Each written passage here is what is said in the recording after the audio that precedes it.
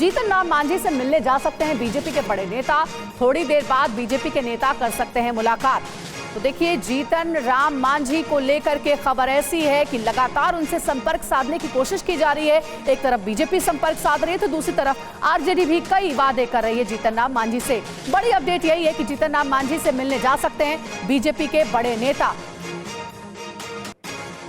और देखिए, एक और बड़ी खबर आ रही है। बड़ी खबर इस वक्त की जेडीयू विधायकों के इस्तीफे का लालू प्लान।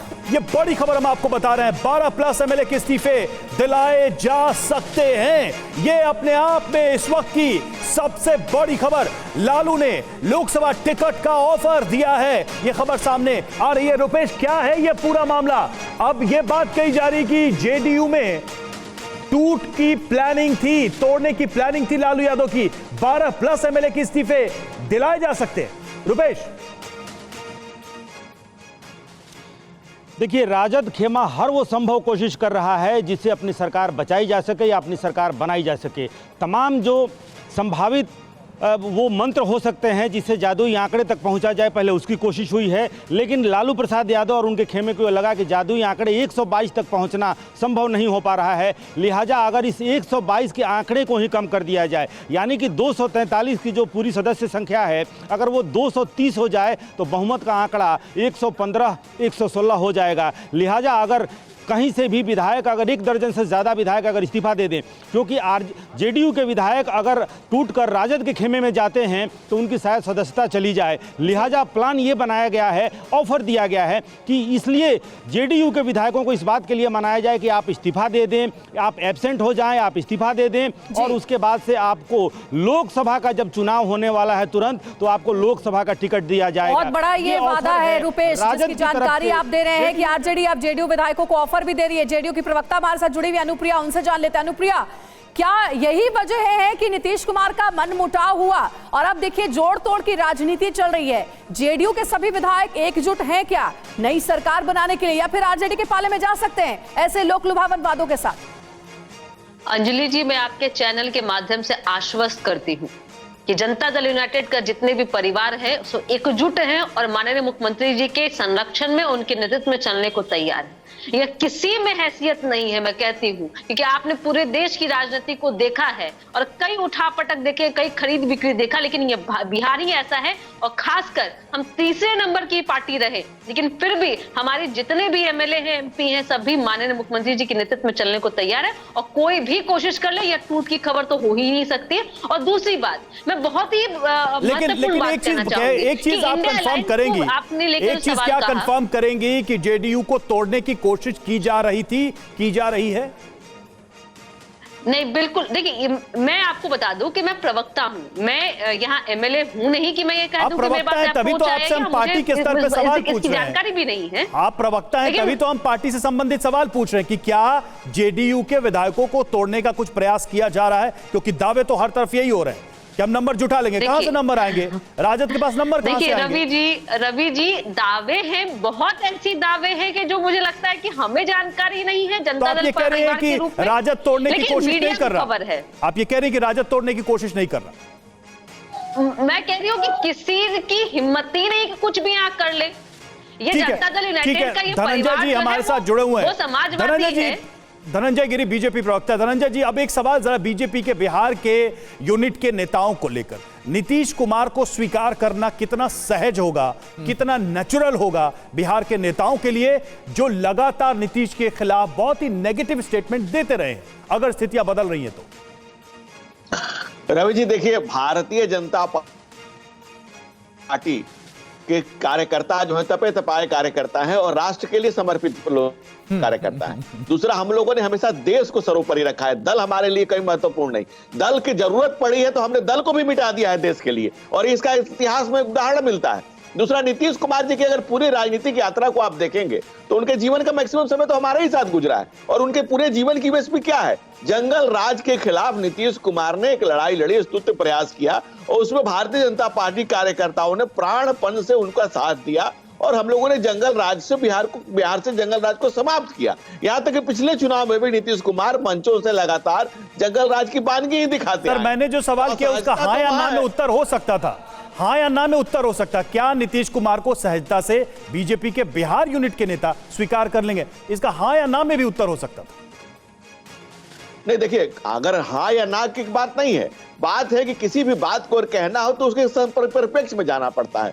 हम कोई टिक मार तो खेल नहीं रहे हैं, एक एक नंबर का प्रश्न तो बना नहीं रहे हैं। ठीक है, तो गोलमोल जवाब आप दे रहे हैं। हाँ ना में जवाब अगर देते आप तो ज्यादा क्लियर पिक्चर होती दर्शकों के लिए भी, जो इस वक्त हमें देख रहे हैं और आपको सुन रहे हैं। हमारे साथ स्टूडियो में अवधेश जी भी मौजूद है, सीनियर जर्नलिस्ट हैं।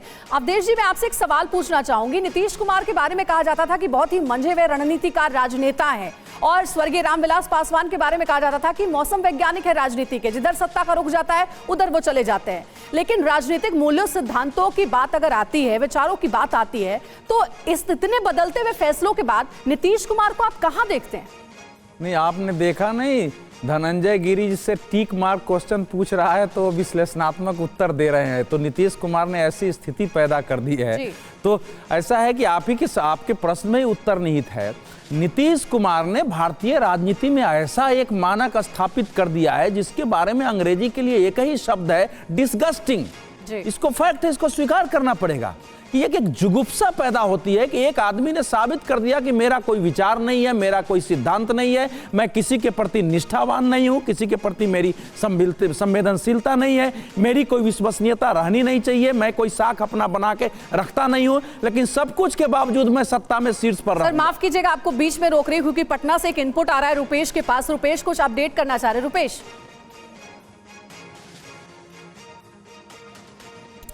रुपेश के पास मिनट प्लान खबर आ रही है। जेडीयू ने भी लगभग उसी तरह का प्लान बनाया है। जी जी धन्यवाद सर। ये आरजेडी ने जो प्लान बनाया है, जेडीयू ने भी कुछ उसी तरीके का प्लान बनाया है। जेडीयू को ये अंदेशा है कि अगर जेडीयू के कुछ विधायकों को अगर राजद खेमे में जाने के लिए लालू प्रसाद यादव राजी कर लेते हैं तो ऐसी सूरत में राजद खेमे के लगभग आधा दर्जन से ज़्यादा विधायकों के साथ नीतीश कुमार और उनकी कोर कमेटी जो है, कोर ग्रुप जो है, वो संपर्क में है। और लगातार ये जो रामधारी सिंह दिनकर लिखे महाभारत का आख्यान करते हुए कि रथ चली परस्पर बात चली, समदम की टेढ़ी घात चली, ये दोनों तरफ से साम दाम दंड भेद तमाम तरह के जीतन राम मांझी को मनाने की कोशिश। अब जेडीयू ये कोशिश कर रहा है कि अगर, हालांकि जितने संभावित विधायक हैं जो शायद टूट जाएं, जिन पर थोड़ी शंका अगर नीतीश कुमार को है, उन तमाम विधायकों को पिछले 4 दिनों में एक एक करके मुख्यमंत्री आवास बुलाया गया है। लेकिन अब जेडीयू की कोशिश है कि अगर कुछ राजद खेमे में अगर इस तरह की कुछ हलचल पैदा होती है तो ऐसे में राजद के भी लगभग 7 मंत्री विधायक ऐसे हैं जिनको तोड़ने के लिए, जिनको ऑफर, और इधर से भी ऑफर वही है कि अगर आपकी विधायकी जाती है विधायक। रुपेश, ये शायद आप प्लान बी की बात कर रहे हैं, जरा रुकिएगा, ये ब्रेकिंग न्यूज बता देते हैं। आरजेडी के 6 विधायक के संपर्क में जेडीयू, ये बड़ी जानकारी मिल रही है। और देखिए, रुपेश ने अभी ये ब्रेकिंग न्यूज हमें दी है, आरजेडी के कुल 6 विधायक के संपर्क में है जेडीयू। तो जोड़ तोड़ की राजनीति इस वक्त चल रही है किसी तरीके से बहुमत का आंकड़ा छूने के लिए। मैं चाहूंगी इस पे जरा आप कमेंट करें अवधेश सर।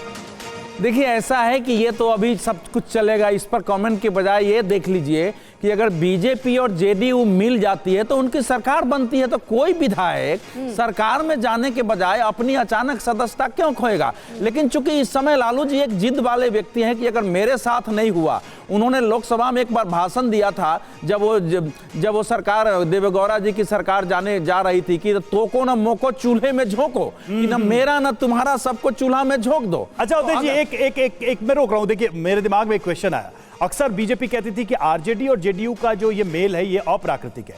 अब जो बीजेपी के साथ होगा, इतना कुछ होने के बाद जेडीयू का या नीतीश का बीजेपी के साथ जाना, ये कितना नेचुरल, कितना प्राकृतिक? नहीं, देखिए, अननेचुरल इसलिए, ऐसे तो एक ही विचार से सब निकल के आए हैं, वो समाजवादी मंडल के विचार से। लेकिन पूरी लड़ाई जॉर्ज फर्नांडिस से लेकर के नीतीश कुमार की पूरी लड़ाई ही लालू जी के राज से रही है कि इसको उखाड़ेंगे नहीं तो बिहार का, तो इसलिए अननेचुरल तो है ही है। लेकिन अब नीतीश कुमार के लिए नेचुरल अननेचुरल नहीं रहेगा। बीजेपी की इस समय समस्या यह है कि भारतीय जनता पार्टी के बिहार का मुझे नहीं लगता है कोई नेता अब नीतीश कुमार के साथ जाने के पक्ष में होगा, और इनके समर्थक भी नहीं चाहते हैं कि उनके साथ जाए। लेकिन सिचुएशन इस समय, ठीक है, हमें थोड़ा इंतजार करना चाहिए। सिचुएशन यह है कि बिहार में क्या लालू प्रसाद यादव के परिवार के नेतृत्व में सरकार बनने दे, क्या अस्थिरता पैदा होने दे, और जो अयोध्या के कारण जो एक लहर बनी हुई है उसको इस छोटे से घटनाक्रम के कारण बिहार में ग्रहण लगने दे, ये उनके सामने समस्या है। उस समस्या में वो निर्णय करेंगे, लेकिन इस बार निर्णय पूरी तरह नीतीश कुमार जी के शर्तों के अनुसार नहीं होगा। ये उनके लोग जरूर चाहेंगे कि केंद्रीय नेतृत्व इस प्रकार से निर्णय करें कि नीतीश जी की ही शर्तों पर हम सेकेंड मैन बन के हमेशा न रहे। ठीक है, कम से कम बराबरी की स्थिति हो, ये शायद एक अपेक्षा रहेगी।